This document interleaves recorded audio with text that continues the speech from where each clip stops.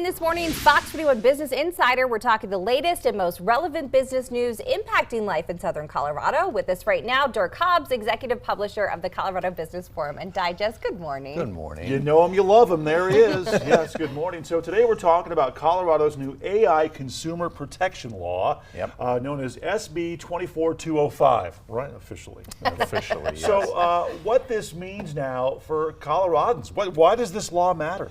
It matters because AI is making some critical decisions about key assets of our life. So whether you might be applying for a home loan or a job or some credit, then this law is designed to protect actually everybody. As laws go, this tends to protect everybody involved, and from the developers to the businesses deploying them, all the way to the consumer. Okay. So what exactly how does this work, and is a high-risk AI system under this law? Yeah, so a high risk actually pertains to the software itself.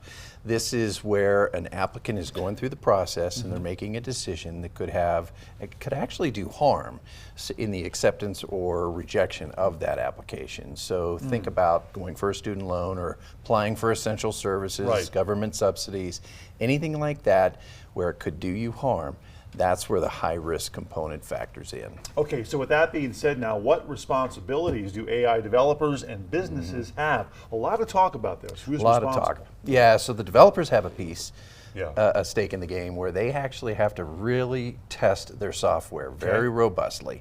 Then any discrimination factors or biases that are embedded in that software, they have to be disclosed to the business that's purchasing that solution.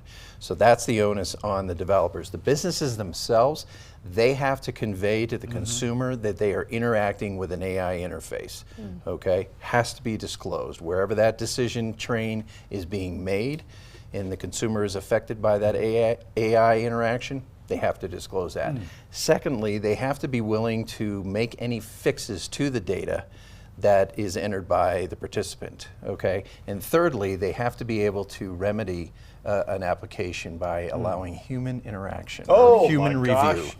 Say it ain't so. Say it isn't so, but yeah, we're actually using phrases like human review now. Wow. Okay. And so how are regular consumers protected when they interact with AI? You have the right to ask for a human review. Okay.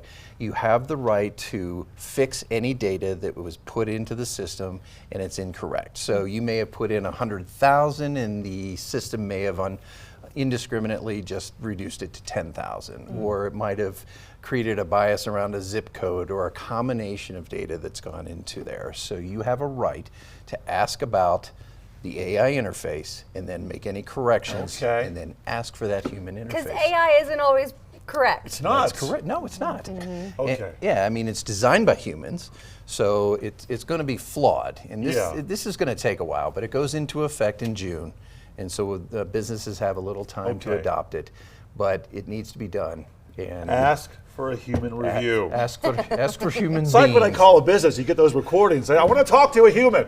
I just I want to talk to somebody. Yes. Customer service, please. Right. Yes. Okay. Dirk, where to go to learn more about this story, of course, and more business news? This entire bill is actually posted on our webpage, socodigest.com.